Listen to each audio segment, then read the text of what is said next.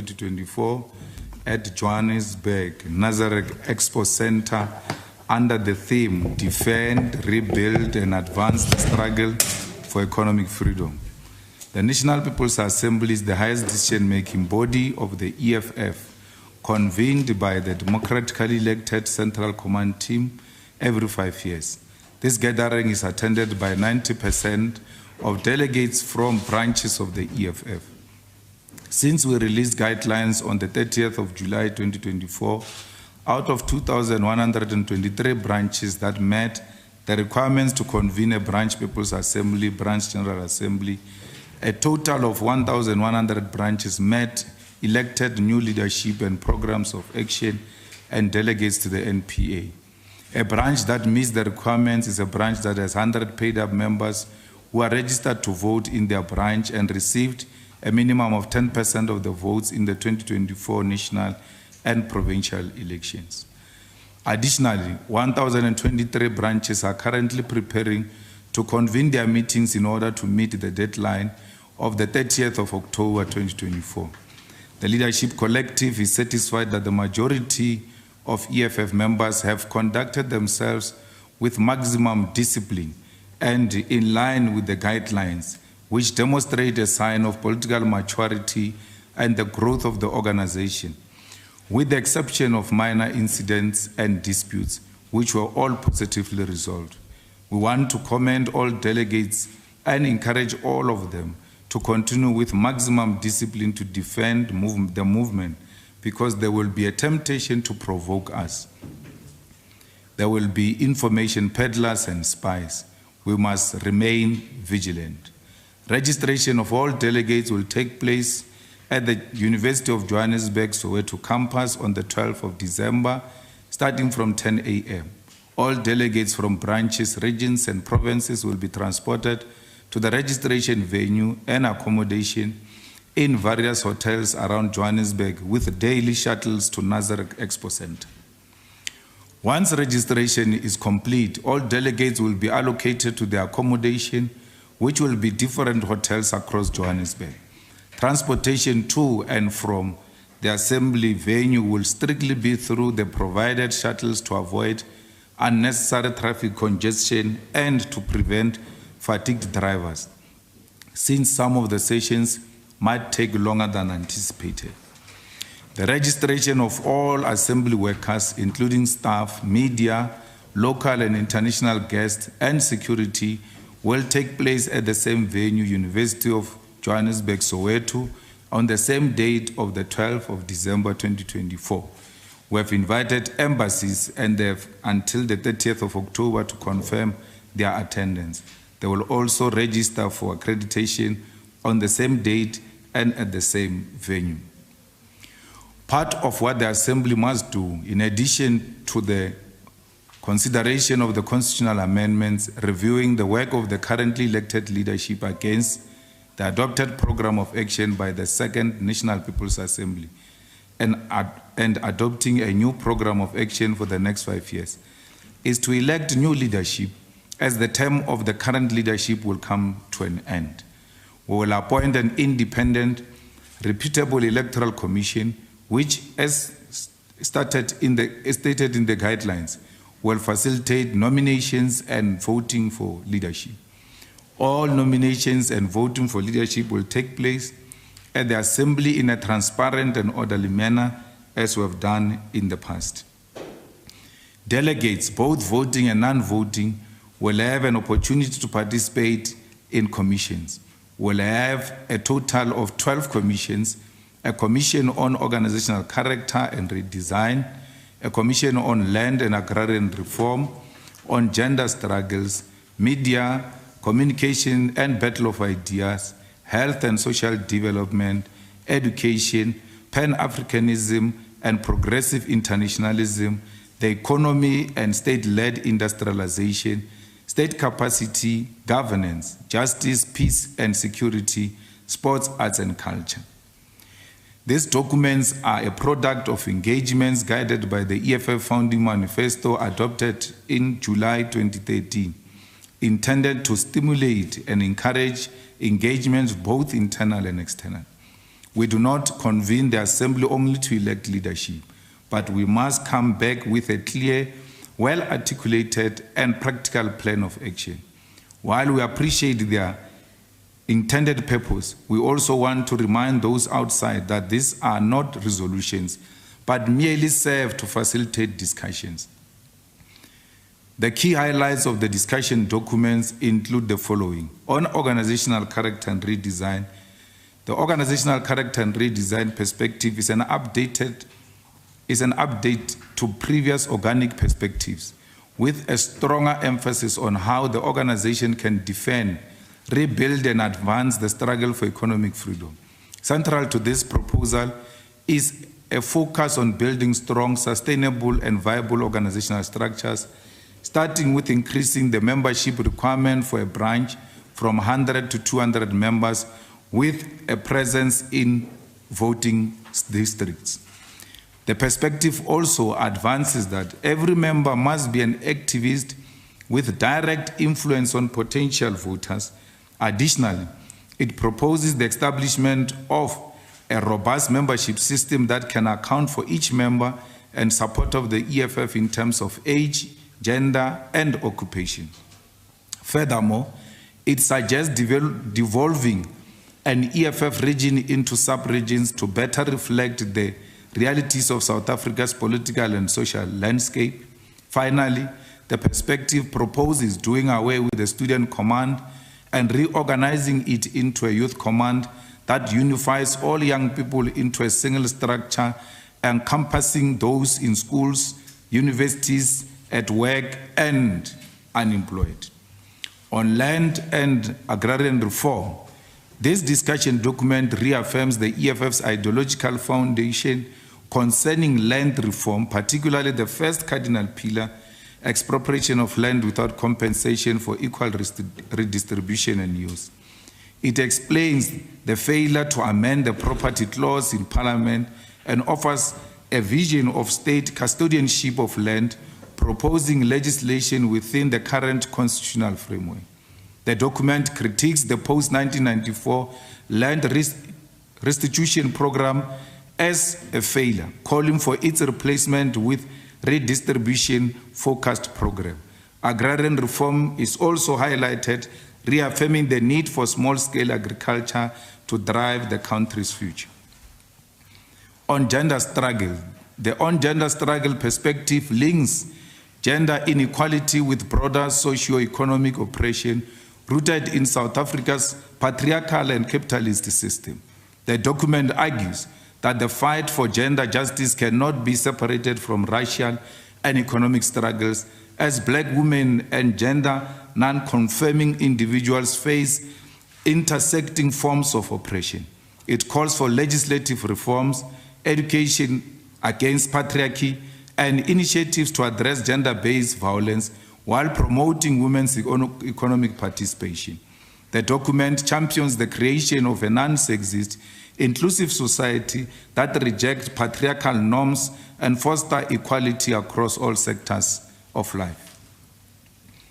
On media communication and the battles of ideas, the perspective reflects on the media and ICT landscape in South Africa, focusing on the dominance of certain players like MultiChoice and the duopoly of MTN and Vodacom in the telecommunication sector, which drives up data costs. The document critiques the journalistic sphere and highlights how ideological propaganda against the EFF intensified ahead of the 2024 elections. It underscores the need to break the monopoly on media narratives to foster a more inclusive and fair public discourse. On health and social development, the health and social development perspective critiques the current National Health Insurance, NHI, arguing that it fails to provide universal coverage and addresses systematic inequalities in the healthcare system. The document calls for strengthening primary healthcare services and ensuring every ward has at least one clinic or polyclinic. Additionally, it proposes reintroducing 24-hour clinic services and increasing provincial healthcare training facilities. On social development, the document advocates for the doubling of social grants, the introduction of youth grant, and other protective social measures to uplift marginalized communities. On education, the education perspective addresses systematic inequalities rooted in apartheid-era policies, which continue to plague South Africa's education system. It calls for a decolonized, free, and quality education system that provides equal opportunities to all learners, particularly the black majority. The EFF's vision for education include expanding early childhood development, ECD, improving infrastructure, and aligning higher education with South Africa's industrial and developmental needs. By addressing these systematic challenges, the document envisaged education as a tool for economic emancipation and social justice. On Pan-Africanism and progressive internationalism, the Pan-Africanism and progressive internationalism perspective envisions Africa's liberation from imperialism through unity, economic self-reliance, and sovereignty. It emphasizes the dismantling of neo-colonial structures and advocates for African unity and the nationalization of key industries to benefit the continent's people. Additionally, it calls for solidarity with global leftist movement to resist capitalist exploitation while promoting Africa's leadership in a progressive multipolar world order. The economy, state-led industrialization.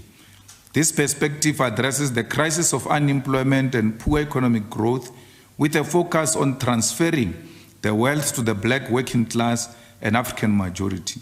The discussion document rejects privatization and advocates for a state-led industrialization agenda that prioritizes infrastructure development, the nationalization of strategic sectors, and transition to state-led energy production.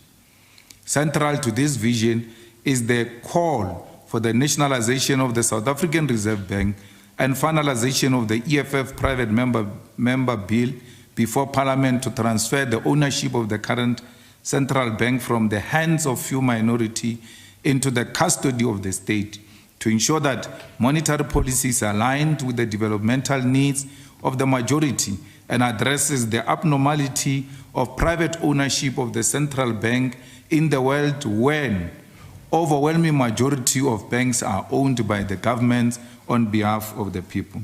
Furthermore, the appointment of the governor and the deputy governors of the Reserve Bank must be made by Parliament through a transparent process with interviews held publicly, similar to the process of appointing judges, ensuring that the leadership of the central bank is accountable to the people and reflects the democratic will of the nation. It also emphasizes the strengthening of the South African revenue services to combat illicit financial flows, which deprive the country of much-needed resources for transformation. Furthermore, the perspective emphasizes the importance of transformation of the national treasury as critical. As in the hands of reactionary forces, this institution has been used to undermine efforts to transfer wealth to the African majority. This document also called for the increasing of corporate tax to ensure that the big businesses contribute fairly to the development of the country and for reducing the value-added tax VAT back to 14%, relieving the burden on ordinary South Africans. On state capacity, the perspective stresses the importance of a capable state in driving economic transformation and delivering essential services. The document advocates for building a developmental state that manages infrastructure, maintains public assets, and directs strategic sectors through state-owned enterprises. Insourcing essential services and abolishing tenders are key proposals to ensure that public procurement stimulates local industries and creates jobs, making the state the primary driver of national development. On governance, the perspective focuses on the EFF's goal of capturing political power to transform the economy and emancipate the black majority. It highlights the party's experience with coalition politics and the failures of post-apartheid governance, particularly in addressing economic inequalities. The EFF remains committed to revolutionary principles while grappling with the practical governance challenges, proposing strategic power sharing, effective service delivery, and structural reforms to uplift marginalized communities. On justice, peace, and security, the perspective says, grounded in a Marxist analysis of the state, this perspective critiques the post-apartheid justice system as serving bourgeoisie's interest. The documents highlight the tension between constitutional supremacy and parliamentary sovereignty, suggesting that the judiciary's strong review powers hinder transformative change. Proposals include the strengthening of the National Prosecuting Authority and its directorates, such as Asset Forfeiture Unit, Specialized Commercial Crimes, Sexual Offences, and Community Affairs, as well as all other essential directorates. Additionally, it calls for the appointment of the head of NPA to be made by a democratically elected parliament rather than the president, who the NPA may still need to decide on whether to prosecute or not, ensuring accountability and impartiality. The document also advocates for the strengthening of Chapter 9 institutions, including the Public Protector, South African Human Rights Commission, and the Commission for Gender Equality to safeguard democracy and ensure justice. The proposals further recognize the urgent need to address the rampant crime crisis that has gone out of control, with daily mass killings, high levels of murder, rape, and other serious offenses. It calls for the strengthening of intelligence services and overall security measures to combat these crimes decisively. Moreover, the document proposes that the Judicial Service Commission's recommendations be sent to National Assembly for finalization and appointment, instead of leaving these decisions in the hands of the President. The broader aim is to shift South Africa's legal system towards one rooted in equality, justice, and the empowerment of democratic institutions to better serve the people. Sports, arts, and culture. The sports, arts, and culture perspective emphasizes the need for transformation in this sector to overcome apartheid's legacy. The document outlines the EFF's vision of sports and arts as drivers of economic emancipation and social cohesion, calling for investment in infrastructure, promoting of women's participation, and support for local industries. The aim is to empower Black practitioners in these fields, ensuring their inclusion and economic liberation. All these discussion documents for the Assembly will be circulated publicly in all our social media accounts and will be sent to all members of the EFF, including members of the media. We welcome the election of the new mayor of the city of Tshwane, Dr. Nasipi Moya of Action SA, who was elected by an overwhelming majority of democratically elected councillors in Tshwane. The people of Hammanskraal, Soshanguve, Atteridgeville, Mamelodi, and Arankua have been neglected, left to live alongside illegal dump sites without clean and dependable water, while white suburbs were given maximum attention. Many of the suburbs dominated by white people are well maintained, with working street lights, painted roads, and road signs that are well maintained. We call on the newly elected mayor to hit the ground running, consult the collective, and deliver services to all the people of the city of Tshwane, and avoid prioritizing areas on the basis of race like the former mayor. We welcome the dissolution of the dysfunctional municipal council of Thabazimbi, and we view this development as necessary. The whole municipality is dissolved and is expected to hold elections in all 12 wards on the 4th of December 2024. It is the people of Thabazimbi who suffer from poor service delivery because of dysfunctional municipal council. We also want to commend EFF public representatives, particularly EFF members of parliament, who are visible in communities tackling issues of service delivery. The EFF is the most effective and constructive opposition in the 7th Parliament, providing necessary oversight and holding the executive to account.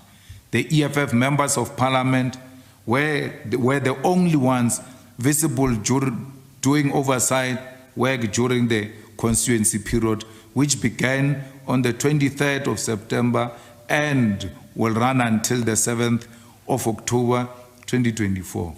All issues observed during the constituency period will be brought to the Parliament in the form of questions, motions, member statement, and participation in committees.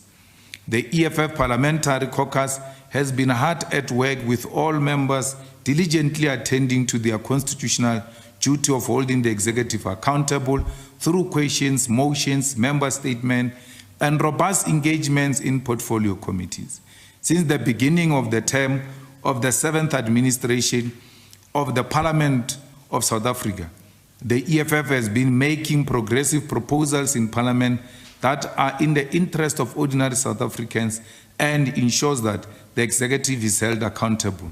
These include, but are not limited to, reintroduction of the motion to nationalize the South African Reserve Bank, the motion to establish an ad hoc committee to investigate extortion in South Africa with a specific focus on the Western Cape, Eastern Cape, and KwaZulu-Natal, the motion to establish an ad hoc committee to investigate the use of ballot glass by private security guards following the murder of the EFF councillor, Honorary Commissar Moshe Mphahlele. The motion to establish an ad hoc committee to investigate the theft of pension funds from workers by private security companies and local government municipalities. The referral of the Minister of Agriculture to the Ethics and Members' Interest Committee for the appointment of unqualified DA members into positions in government. The EFF will continue with this work and encourages society to reach out to EFF public representatives whose contact details are publicly available to raise issues confronting them so that they can be given a platform in Parliament. We want to send our deepest and heartfelt condolences to the families of the 18 people killed in the Eastern Cape in Lusikisiki and call on the police to be decisive in dealing with criminals who do not value life, particularly that of women and children. Lusikisiki police station is amongst the top 10 police stations that record the highest reported murder rates, and this has been the case for some time. This is a clear sign that unless decisive action is taken, our people will continue to be subjected to lawlessness. Soon after the memorial service of the 18, we were informed that arrests had been made. However, on the very same Monday, another 6 people were killed in Tumbu, which falls under a neighboring police station. We extend our deepest condolences to the families of Tumbu victims as well.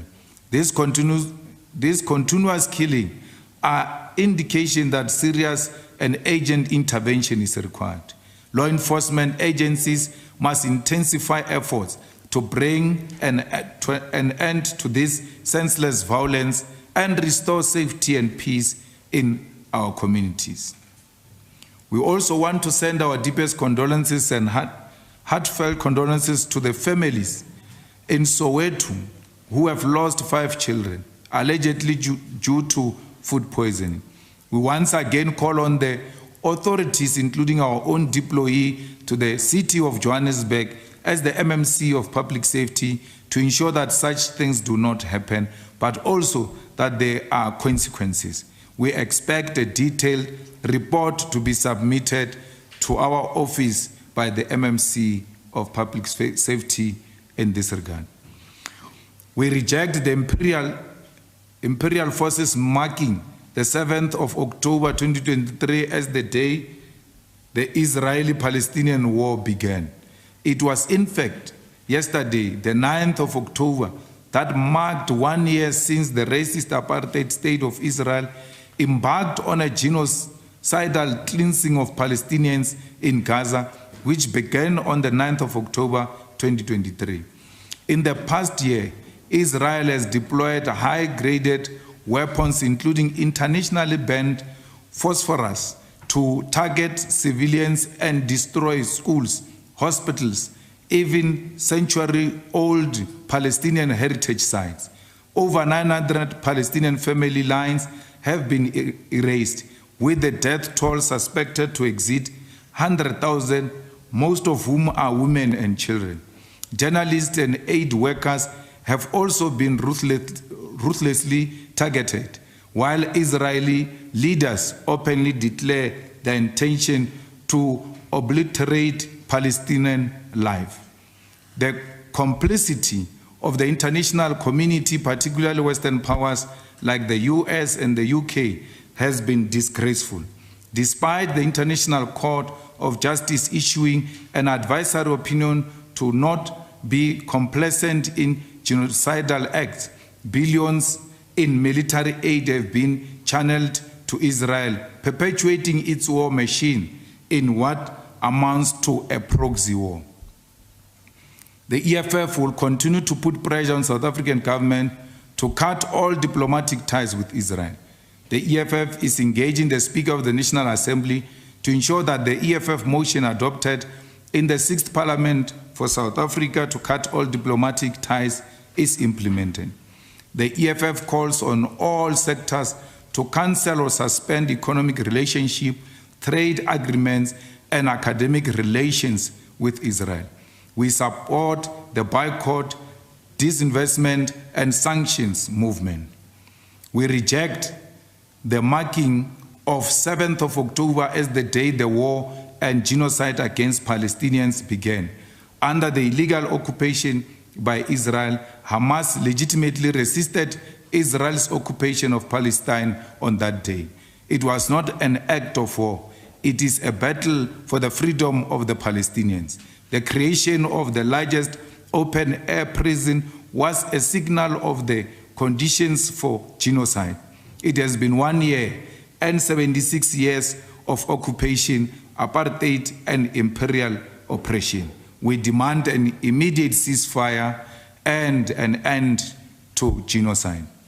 We once more condemn Israel's ongoing expansion of violence and illegal occupation in the Middle East.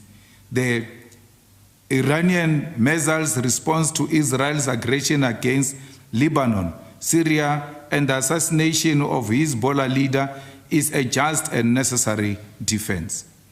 We send our well wishes to the people of the People's Republic of China, which observed the 70th anniversary of the founding of the Republic on the 1st of October, and we wish the people of the Republic of China well in their future as they remain committed to the peace, stability, and progress of the world. We wish the people of Mozambique well in their elections that took place yesterday, and we wish them peace as they continue with the counting. The people of Mozambique must respect the wishes of the electorate. We want to send our deepest condolences to Ray Macaulay, the senior pastor and founder of Rema Bible Church, renowned gospel artist and cultural icon Solimuholo, revolutionary poet James Matthews, and award-winning kwaito artist Sandile Ngwenya, known as Mapaputsi. We pray their spirit rest in revolutionary peace. I thank you. Thank you, President. I think you need some water after that. Okay, we're going to take a round of questions. We're going to start on this side. So must we do 5 and then we'll take another 5 so we don't have a whole list of questions and sometimes we miss. 1, 2, 3, 4. Anyone else on this side? And then 5. Then we'll move like that. You know the drill, yes? Name, media house, and question. Thank you. Siyamthanda Xhapha, News 24. Mr. Malema, you've just outlined the requirements for being admitted into the People's Assembly. I know the process is ongoing, branches are meeting. Have any of the branches or regions been disqualified based on the 10% rule that you put in place? And in terms of the logistics, which embassies have you invited to your People's Assembly. With regards to Tshwane, a lot of the parties that are in the multi-party charter, including yours, have put their necks on the line. Do you believe those parties can turn things around in the municipality? And finally, with regards to Mr. John Steenhuisen and referring him to the Ethics Committee, how far is the EFF willing to go to ensure that the matter sees finality and that people who started working in that office are not paid? Thank you. Good afternoon, it's Natasha Piri here from SABC News. Just as a follow-up to Siam Tanda's question, especially on Tshwane, given what happened yesterday, are we likely to see a reconstitution perhaps of metros where the EFF is involved, perhaps maybe Sidibeng? And then in August, following the regional assemblies that you held, the EFF's War Council in KwaZulu-Natal had instructed its PCT to rebuild branches and structures there ahead of December. How's that work going? Also, you mentioned in July at the EFF's anniversary that heads would roll in the Northwest and Limpopo, and of course Limpopo we see leadership changes. How's that work going ahead of the elective conference? And then I just also want to find out, you and the former Minister of International Relations and Cooperation, Dr. Naledi Pandor, remember you had made allegations against her. Do you still stick by them? Because she had said that you should provide evidence. If not, she'll take the matter further. You've mentioned the work of the EFF in Parliament and what you've managed to achieve so far. But I'm just also interested in knowing how the work of the Progressive Caucus is actually shaping up. Thank you. Thank you, Natasha, for the many questions. Naomi Kobe here with YFM. My question also pertains to the city of Tshwane. I think, Mr. Malema, of course we are seeing, some tensions playing out between those GNU partners, the DA and ANC there. Firstly, what do you make of what is playing out in the city of Tshwane? Just your honest, open opinion there. And then do you feel, this is an opportunity for the EFF to, I suppose, strengthen and maybe regain some traction there in Gauteng and the city of Tshwane? Thank you. Thank you, Naomi. Kotatso Marisa from the Sunday Times. In relation to Tshwane, maybe to start there, do you as EFF believe perhaps that there should be sharing of mayoral chain with ANC having Joburg, Action SA now having Tshwane? Do you believe EFF should perhaps get Ekurhuleni? And then I think maybe these two should be linked. The proposal to move the branch in good standing from 100 members to 200 members, what is the rationale there? Is it not too high? And then maybe the one about maybe to expand on getting rid of the student command. What do you think would be the effect on universities? I mean, a lot of people a lot of parties are contesting. It's a very hotly contested terrain. I had another one. How do you think, or how do you propose the aligning of curriculum in universities or in higher education to industrial needs? I mean, how would that work? Do you think the curriculum as it stands should be overhauled altogether? Should there be addition of subjects? I mean, what are you looking at? Mining?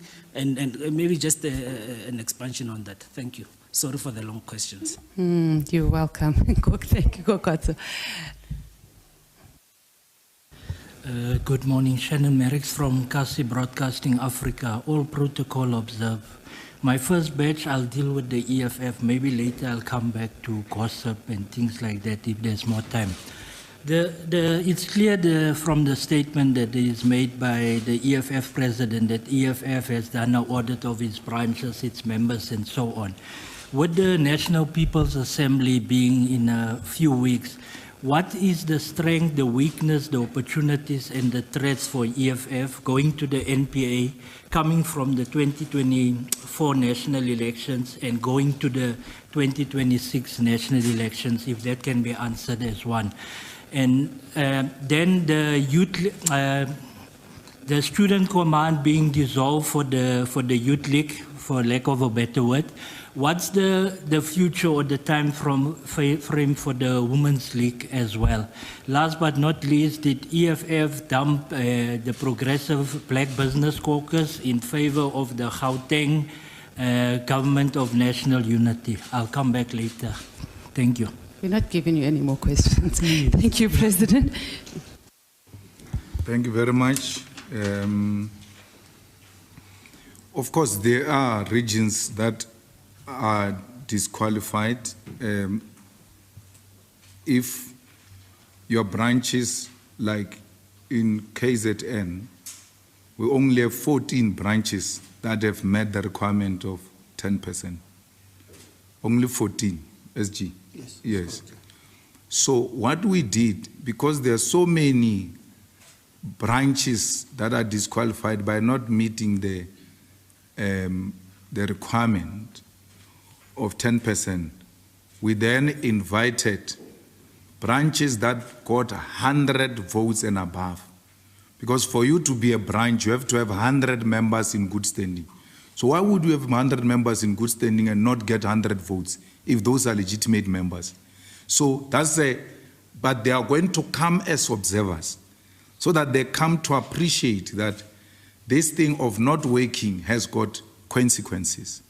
That invitation has been extended to KZN and the Western Cape. But everywhere else, it's a requirement of 10%. And that gives us is one delegate per branch and 2,123 qualified. So these delegates are going to be gender balanced because we have used a zebra approach. So if the first qualifying branch takes male, the second one must be a female, the third one male, the fourth one female. So because if we say one delegate per branch and we don't put that gender requirement, we are likely to have a hostel that looks like this new hostel that is formed in KZN. So we don't want to look like that. We remain committed to gender equality and the gender struggles. Things will turn around in Tshwane. And when we say the mayor must hit the ground running, we simply mean that, it shouldn't take a mayor 2-3 days to send the trucks to go and remove illegal dumping in Mamelodi. If you go to Mamelodi, you will be shocked by the state of affairs. And you go to Mamelodi, you'll find people in Mamelodi queuing for water, something that we are used to in the rural areas, not in a capital city. So we have that situation, and because the party that was in government only focused on the white areas. So we hope the bringing in of the EFF, Action SA, the ANC, will have the interest for all, not the interest for black people or interest for white people, but with the priority being the black people, the African townships and colored townships, followed by Indian townships and the white suburbs, because in the white suburbs they've got almost everything. But the colors and the Africans are the most excluded when it comes to service delivery in Tshwane. So we are for mayor sharing. We are for Tshwane, Action SA, Joburg, ANC, Ikuruleni, EFF. But the ANC, in its form and character, is very disloyal to its own decisions because they had agreed to this and then only changed later against what we agreed on. And it's the nature of coalition politics. You have to navigate them all the time. You don't say because we agreed on this and it's not working, then everything must collapse. No, you continue to to battle it out. There is a huge intention to remove the EFF in Ekurhuleni for whatever reason, and we don't understand why is the leadership of Ekurhuleni hell-bent at removing the EFF, because there's a guy there called Doctor, who's not so doctor in terms of qualifications like Gumani, is a doctor by name, like Dr. Kumar. So what happens is that the guy is so incoherent and has got no clarity of thought, and he doesn't know what is really going on in terms of governance. And he's threatened by the young, capable leadership of the EFF, which is well articulate and forever on the ground servicing our people. So we're dealing with a mayor who suffers from inferiority complex and who wants to disrupt people, disrupt the whole service delivery on the basis of just being scared of Dunga. Dunga is a threat, a big threat to that guy. I don't know what that guy did. We had a discussion with the ANC not so long ago, and they said, you know, they removed Dunga because of the budget. He was not listening to them on the budget, corruption and all of that. I said, you removed Dunga because you say you didn't put your needs in the budget. But surprisingly, 2 days after you removed Dunga, you went to present the same budget of Dunga without changing a comma, to demonstrate that it was not true that Dunga is not listening to them. They took what Dunga wrote and went to read it. I told them right on their face that stop lying, because it's a lie. You say he didn't listen to you. You get an opportunity now to get a budget, change it to include what you say Dunga was refusing to include. You didn't include anything, including a full stop or comma. Anyway, then you said Dunga is corrupt. That municipality, the period under Dunga, is winning award after award, because awards are not awarded during your term. I mean, they are during a year. After a year, there are, you know, organization, institutions that give awards. Go and look at Dunga's year. It's receiving awards, including a clean audit. And there's never been any scandal of corruption. Can we say that about the mayor? They want to remove the EFF because the EFF said the chief of police must be removed in Ekurhuleni because of sexual harassment cases against him. A group of men want to come to, a group of powerful men want to come together to defend a powerful man against vulnerable women who this man has been harassing. So we are not saying he's guilty, but we're saying allow the process to take place. The ANC was refusing that until we met with Panyaza and TK to put some sense into this doctor and Jongizizwe. And you could see, I told them, I said, they wrote a message, they said, there's no turning back today. We're done with the EFF. I said, okay, let's look at what happened to where we reached a point where you say, today, there's no turning back. What happened today? What happened today is that the EFF supported a motion of the suspension of chief of police. And you are fighting for an individual, you are hiding behind nonsensical issues. And once you see them behave like that, you must know the chief of police has got something on them, because they can't reason it out. You can see these guys are scared. So we told them we really are not married to the positions. If they want to remove the EFF, they must feel free to do that. We have no problem with that. But we'll never succumb to corruption and sexual favors and refusing to promote people because they refuse to give you sex. And because we want to be MMCs, we must defend that. We refuse that, and we still refuse it to date. So we're not calling for any reconstituting of any municipalities. We want stability. And from the few days observation I've made as a head of GTU, not GNU, GTU,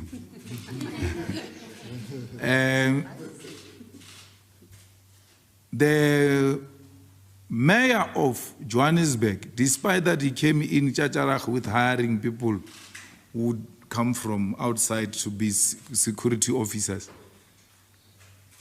if he continues the way he's continuing, he's going to get this municipality stable. Because since he took over, there is some sense of what we are doing. And we want that kind of leadership with maturity. The deal in Tshwane, by the way, was made possible by Dada Morero, who did the behind the scenes for the sake of stability, starting here in Joburg, going into Johannesburg. So why would we want changes there? We just elected him, and so far so good. Let's give Tshwane a chance. Let's leave that Domkop of Ikuruleni to expose himself. He's not gifted, he's got no talent. That thing, if he's not careful, it will collapse in his hands, but we won't allow that. The rebuilding of structures in KZN, we're all now busy with the NPA. And the focus is on the 14 branches that met 10% and on the other branches that are going to be the observer. So far, we're doing very well with regard to that. And in KZN, all our structures are intact. There's no any region or sub-region or whatever that has gone to any of the organizations that are currently formed in KZN. So, and we met with the structures in KZN. We met with the regions, we met with the province. They all gave accountability and were satisfied with the explanation that was provided by the leadership of KZN. They put up a fight. It was not easy for them. It was not an easy task. And we had to reflect about it as to what were we going to do differently if it was us, given that challenge these people were facing in KZN. So we don't see any element of laziness, of abandoning structures and organizational work from amongst the leaders of the EFF in KZN. So there's no need. We have resolved. SG, someone was telling me there's someone who says there's still going to be a CCT decision about KZN. The CCT has taken a decision to leave the structures of the KZN as intact as they are. We are going to rebuild KZN together with those existing structures. So there's no structure in KZN that is going to be disbanded. If it gets disbanded, it will not be on the basis of 2024 elections. It will be on their failure to engage in the rebuilding process that we are engaged in. Northwest, again, we got a satisfactory explanation from the leadership. The problem is in Bujanala. And we disband where the need arises. And we're still seized with that matter of Bujanala, where we lost almost 27,000 votes. We cannot leave that unattended to and unpunished.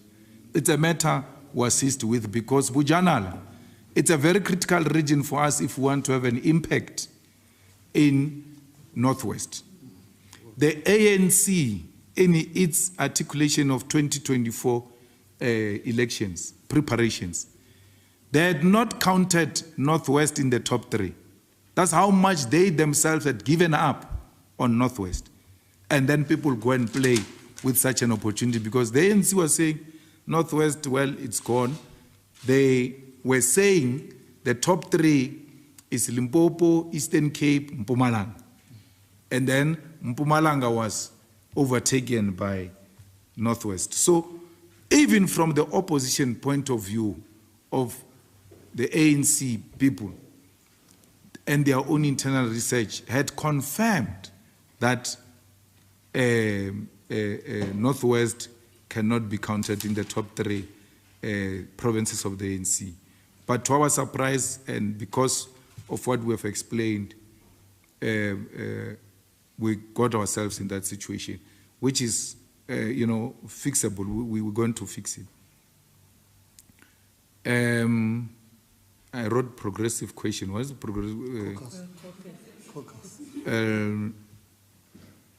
Well, the progressive caucus is there. It meets every Tuesday. The chief whips meet to prepare for a week ahead, and we have been on oversight, parliament recess oversight, so there was never a need, because the progressive caucus works on the basis of what is on the agenda of parliament, what do we want to put on the agenda of parliament,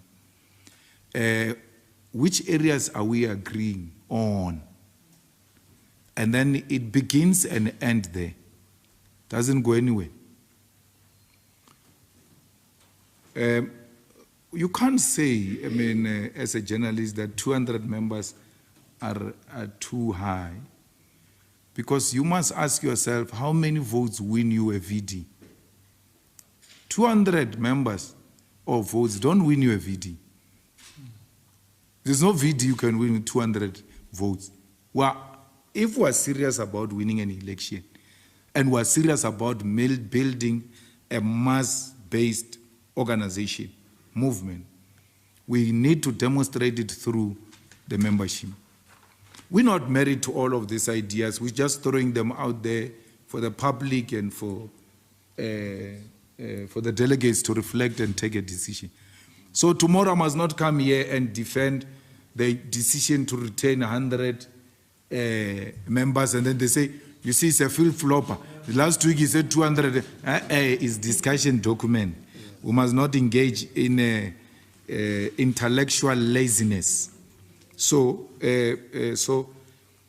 even the student command, there is absolutely no disruption of the work that the student command is doing by introducing a youth command and say, today you are no longer called a student command, you are called a youth command. If you found this video informative, please like, subscribe, and hit the notification bell for more content like this. And as always, let us know your thoughts in the comments below. Until next time, stay informed and stay engaged.